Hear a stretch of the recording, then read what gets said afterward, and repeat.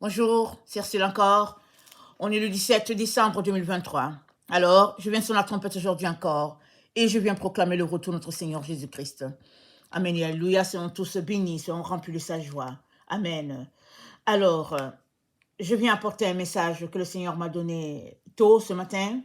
Alors, je viens le mettre en ligne le plus rapidement possible afin que tous ceux-là qui veulent en prendre connaissance et puis s'il y a des choses à, à vérifier dans leur propre vie, alors qu'ils le fassent.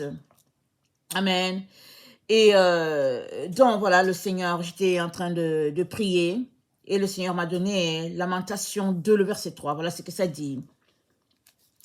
Il a, dans son ardente colère, abattu toute la force d'Israël. Il a retiré sa droite en présence de l'ennemi. Il a allumé dans Jacob des flammes de feu qui dévorent de tous côtés. Alors le Seigneur m'a donné ça et puis j'ai lu et il m'a dit les flammes sont en train de brûler et il m'a donné le point de départ, la date où il a donné l'ordre que les flammes se mettent à embraser la terre. Alors les flammes sont en train de brûler sur toute la terre. C'est pas parce que tes yeux physiques ne voient pas le feu que le feu de Dieu n'est pas là en train de consumer tout ce qui n'est pas de lui. Et Dieu dit, le feu est allumé et il brûle, pardon. Il arrêtera de brûler quand tout ce qui oppose Dieu sera consumé. Amen. C'est ça qu'il a dit. Il m'a donné il m'a donné le message à 5h36.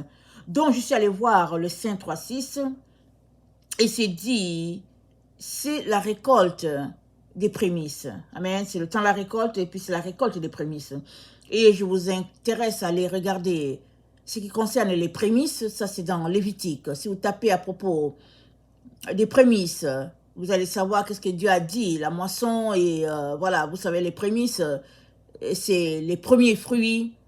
C'est ce qu'il y a de plus pur et puis de plus précieux pour celui-là qui plante. Parce que si tu manges tes prémices, alors c'est fini, tu n'auras plus de récolte. Amen. Alors, je vous laisse la discrétion d'aller regarder ça dans Lévitique. Comme ça va vous donner de fouiller aussi votre Bible si vous ne le lisez pas souvent. Et dans Apocalypse 14, voilà ce qui est dit de ce temps de récolte là que le Seigneur pointe. Donc dans Apocalypse 14, le verset 14, c'est dit, je regardais, voici, il y avait une nuée blanche et sur la nuée était assis quelqu'un qui ressemblait à un fils d'homme, ayant sur sa tête une couronne d'or et dans sa main une faucille tranchante. Un autre ange sortit du temple, criant d'une voix forte à celui qui était assis sur la nuée, lance ta faucille et moissonne, car l'heure de la moisson est venue, car la moisson de la terre est mûre. Et celui qui était assis sur la nuée jeta sa faucille sur la terre, et la terre fut moissonnée. Amen. Alors la terre fut moissonnée, et on est dans ce temps-là où la terre est moissonnée. Amen. Le Seigneur aimerait que tu saches cela parfaitement. Et c'est le temps qui, dans la Bible, correspond, les prémices, c'est les 144 000, ce qui est donné, c'est les 144 000. Et il est très important que tu puisses marcher selon les conditions de Dieu, les normes établies par notre Seigneur. Amen. Donc il y a plusieurs qui sont dans leur confort d'évangile, n'est-ce pas? Un évangile assez confortable. Ils sont là-dedans et ils espèrent le retour du Seigneur, mais dans leur type d'évangile. Alors, quand le Seigneur m'a donné donc la parole et qu'il m'a dit que le feu brûle, il m'a ramené, n'est-ce pas, un rêve et puis des visions qu'il m'a souvent donné. Et je comprenais pas grand-chose, mais je voyais toujours la terre en train de consumer, en train de se consumer, en train de brûler. Alors le Seigneur m'a donné souvent ces rêves-là, souvent ces visions-là. Et je regardais et puis je me demandais toujours, mais au fait, c'est qui va rester sur la terre si c'est comme ça que la terre brûle, la terre consume. Et après un certain temps, je me suis rendu compte qu'il parlait d'un feu spirituel, c'est-à-dire on ne le voit pas à l'œil nu, mais on le voit pleinement, quand on se place dans le monde spirituel, on voit pleinement ce qui brûle et les endroits qui sont déjà brûlés. Amen. Alors, donc, je me suis mise donc à prier pour les enfants de Dieu, pour que Dieu puisse épargner le plus grand nombre, pour que la récolte, au fait, des prémices soit abondante. Et pendant que je priais, le Seigneur m'a envoyé l'image de quelqu'un qui prêche la parole de Dieu.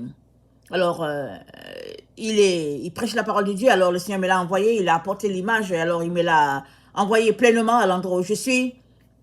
Et donc, j'ai vu la personne, et je l'ai déjà aperçu, je pense, sur Internet, mais au fait, je n'ai jamais eu vraiment l'occasion de l'écouter, d'écouter ses messages. Amen. Et le Seigneur me l'a envoyé, et puis je me suis mise à prier pour lui, pour dire, Seigneur, vraiment, euh, je prie pour ton serviteur. Et le Seigneur me l'a envoyé, et le Seigneur m'a envoyé comment il était en train de dénoncer toutes les abominations dans les églises. Il était en train de dénoncer les églises dites réveillées, alors avec toutes leurs différentes doctrines. Alors, quand le Seigneur me l'a envoyé, je me suis dit, mais tiens, voilà quelqu'un qui, au fait, a la révélation de la vérité. Et alors, je me suis mise à prier pour lui. Et le Seigneur m'a dit, lui, il ne sera pas parmi ceux qui seront récoltés, parce qu'il méprise les femmes, et surtout, il n'a aucune considération pour la Vierge Marie. Le Seigneur a dit, c'est vrai qu'il a une part de la vérité, parce qu'il y a beaucoup d'abominations qui se passent dans les églises, mais il est injuste, parce que sa vérité est juste partielle. Il a une vérité qui l'arrange. Mais pour ce qui est du mépris des femmes, il méprise pleinement celle-là qui est sa compagne, et il méprise toutes les femmes. Il a un certain orgueil, il est un peu supérieur aux gens. Et il dit, pour ce qui est de la Vierge, Marie, ben voilà, c'est pas mentionné à ses yeux. Le Seigneur a dit, je te l'envoie pour te dire que les gens comme lui, ils ne seront pas, pardon, ils ne seront pas moissonnés, mais il faut que tu ailles le dire en ligne pour que chacun sache où il se trouve exactement. Parce que le vêtement royal sera tout simplement pour les purs de cœur, d'esprit, et les purs d'âme. Eux, ils auront le vêtement royal. Tous ceux-là qui auront aimé son avènement seront revêtus du vêtement de noces parce qu'ils auront choisi de marcher dans la vérité. Et le Seigneur m'a dit, il est rempli d'injustice, ce monsieur-là. Il manque de reconnaissance et il est rempli d'arrogance et de mépris. Alors, que tous ceux-là qui ont le même problème puissent courir devant Dieu pour pouvoir régler leurs problèmes. Dans Apocalypse 21, le verset 6, voilà ce qui est dit. Apocalypse 21, le verset 6. Il me dit, c'est fait, je suis l'alpha et l'oméga, le commencement et la fin. À celui qui a soif, je donnerai de la source de l'eau, de la vie gratuitement. Celui qui vaincra héritera ces choses. Je serai son Dieu, il sera mon fils, ma fille. Mais pour les lâches, les incrédules, les abominables, les meurtriers, les impudiques, les sorciers, les idolâtres et tous les menteurs, leur passera dans les temps ardent de feu et de soufre, ce qui est la seconde mort. Amen. Alors, le Seigneur dit, les orgueilleux n'ont aucune part avec lui, aucune. Et il a continué en me disant, je lis ce qu'il a dit. Il dit, tous ceux-là qui réussiront à courir avant que les flammes les atteignent sauveront leur âme. Parce que les flammes étaient en train d'avancer. Amen. Les flammes avançaient et les flammes sont en train d'avancer. Amen. Et les flammes avancent et elles arrivent dans chaque maison, dans chaque endroit. Tu es une maison, les flammes viendront à toi. Seras-tu consumé? Deviendras-tu de la cendre? Ou bien seras-tu transformé à l'image de ton Seigneur? Voilà la bonne question qu'il faudrait que tu te poses. Il est très important que tu puisses y trouver une réponse aussi. Alléluia. Alors, il a dit, et tous ceux-là qui réussiront à se rendre jusqu'à son avènement, tous ceux-là qui seront vivants quand Jésus-Christ sera là, évidemment, ils auront la vie physique, c'est-à-dire physiquement, ils seront là, ils seront transformés à l'image de Christ. Mais il y en a qui réussiront à se purifier, à se sanctifier, mais pour X raisons, ils iront d'abord au repos avant de ressusciter. Ceux-là qui auront réussi à sauver leur âme dans la course qui va les opposer aux flammes. C'est ça que j'ai reçu. Et j'ai vu des pasteurs, j'ai vu des prophètes, j'ai vu des docteurs de la loi, j'ai vu des apôtres frappés du jugement de Dieu. Et je les ai vus être consumés. Tous ceux-là qui disent que Dieu les a appelés et puis qui prêchent selon leur bon entendement, tous ceux-là, je les ai vus consumés par le feu de Dieu.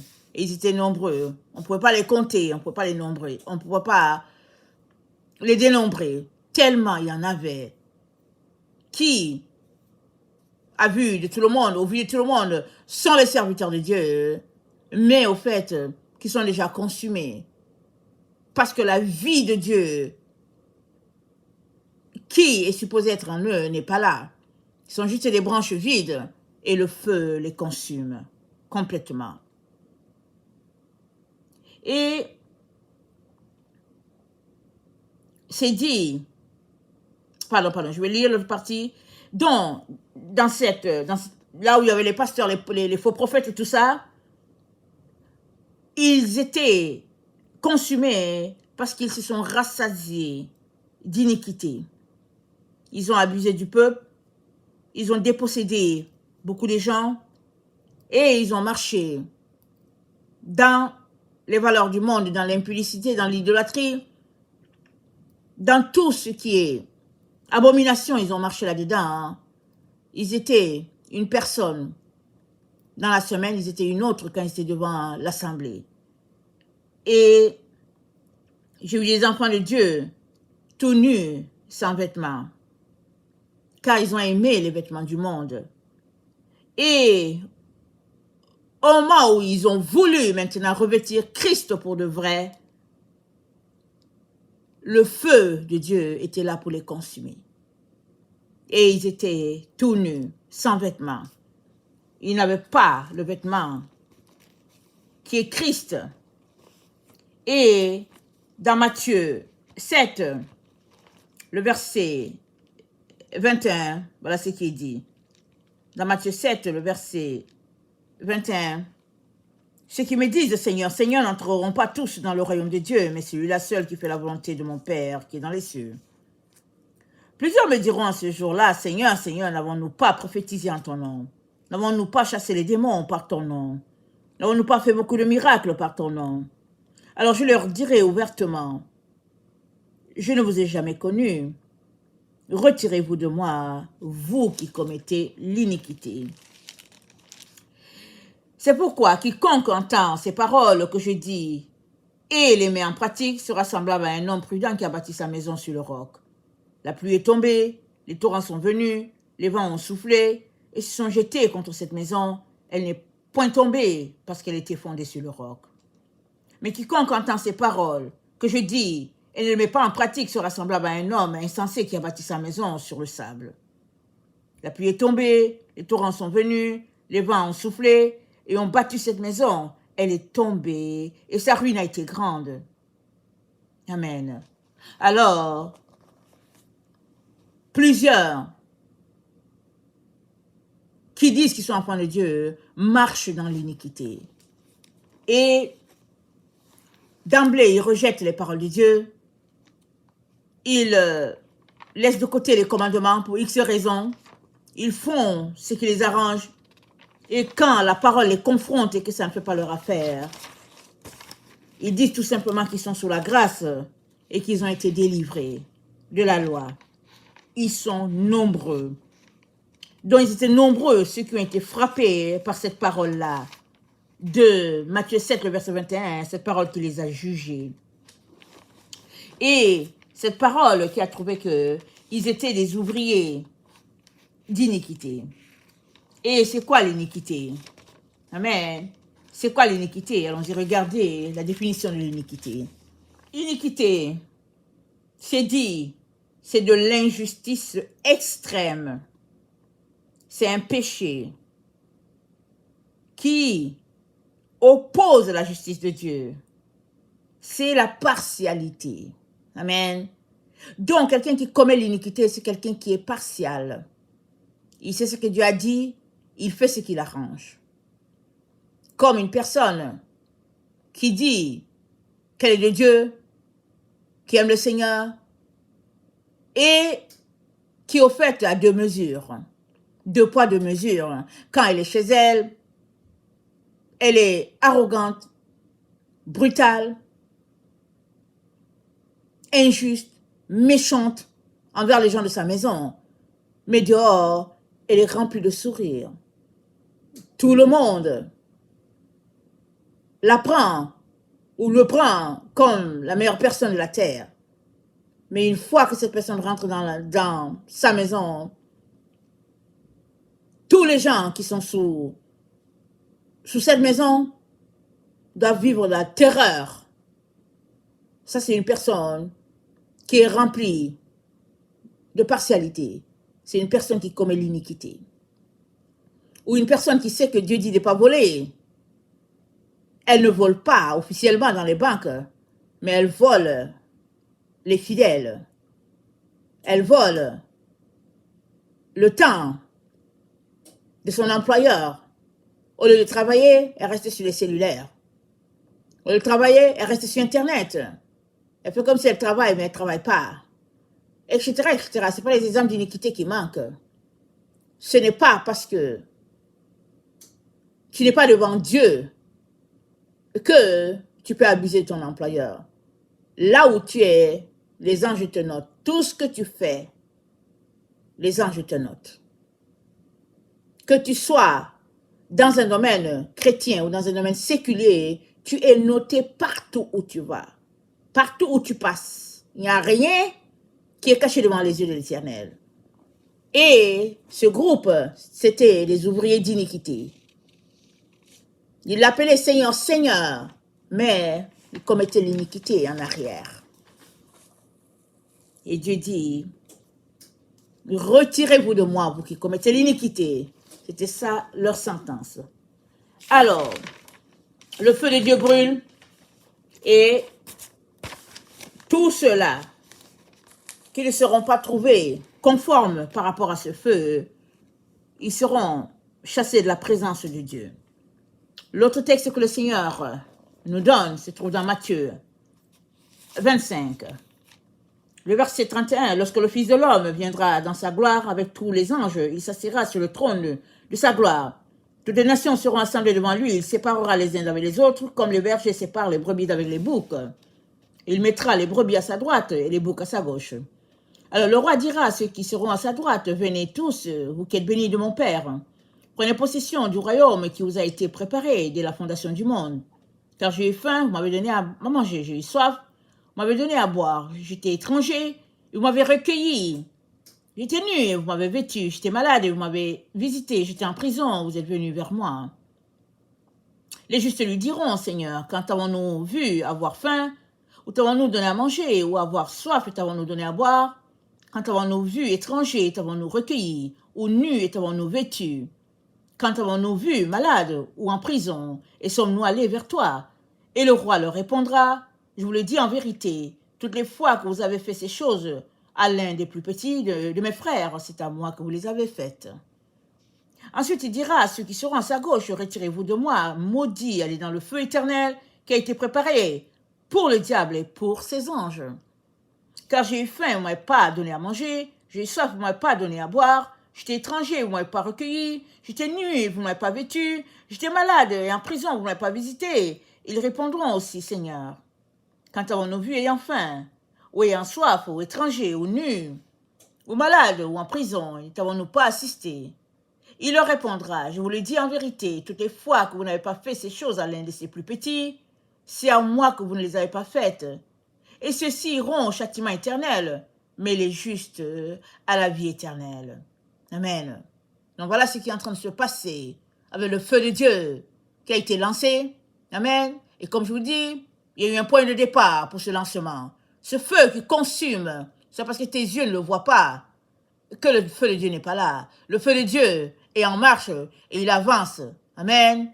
Alors, soit tu passeras, tu deviendras la cendre, soit tu seras tout simplement justifié. Et tu auras ton vêtement, ton vêtement nouveau, ton corps nouveau. Amen. Et je termine avec Apocalypse 22. Apocalypse 22. Le verset 14. Heureux ceux qui lavent leurs robes, afin d'avoir droit à l'arbre de vie et d'entrer par les portes de la ville. Dehors les chiens, les sorciers, les impudiques, les meurtriers, les idolâtres, et quiconque aime et pratique le mensonge. Moi, Jésus, j'ai envoyé mon ange pour vous attester ces choses dans les églises. Je suis le rejeton et la postérité de David, l'étoile brillante du matin. Amen. Et on retourne à Apocalypse 1. Apocalypse 1, au verset... Attendez. Apocalypse 1, au verset 9. Moi, Jean, votre frère, qui est part avec vous à la tribulation, et au royaume, et à la persévérance en Jésus, j'étais dans l'île appelée Patmos, à cause de la parole de Dieu et du témoignage de Jésus. Je fus ravi en esprit au jour du Seigneur, et j'entendis derrière moi une voix forte comme le son d'une trompette, qui disait, ce que tu vois, écris-le dans un livre et envoie-le aux sept églises, Éphèse, Smyrne, Pergame, Thyatire, Sardes, Philadelphie, à Laodicée. Je me retournai pour connaître quelle était la voix qui me parlait, et après m'être retourné, je vis 7 chandeliers d'or. Et au milieu de 7 chandeliers, quelqu'un qui ressemblait à un fils d'homme vêtu d'une longue robe et ayant une ceinture d'or sur la poitrine. Sa tête et ses cheveux étaient blancs comme la laine blanche, comme la neige. Ses yeux étaient comme une flamme de feu. Ses pieds étaient semblables à des lérins ardents, comme s'il eût été embrasé dans une fournaise, et sa voix était comme le bruit de grandes eaux. Il avait dans sa main droite 7 étoiles, et de sa bouche sortait une épée aiguë à double tranchant, et son visage était comme le soleil lorsqu'il brille dans sa force. Quand je le vis, je tombais à ses pieds comme mort. Il posa sur moi sa main droite en disant « Ne crains point, je suis le premier et le dernier. Et le vivant, j'étais mort et voici, je suis vivant au siècle des siècles. Je tiens les clés de la mort et du séjour des morts. Écris donc les choses que tu as vues, et celles qui sont, et celles qui doivent arriver après elles. Le mystère de cette étoile que tu as vue dans ma main droite, et les 7 chandeliers d'or. Les 7 étoiles sont les anges de cette église, et les 7 chandeliers sont les 7 églises. Amen. On est pleinement dans le temps d'Apocalypse, on est pleinement dans le temps du jugement de Dieu. Que ceux qui ont les oreilles entendent ce que le Seigneur est en train de dire à ses enfants en ce jour. Maranatha, que le nom de notre Dieu soit béni. Amen et alléluia. Amen.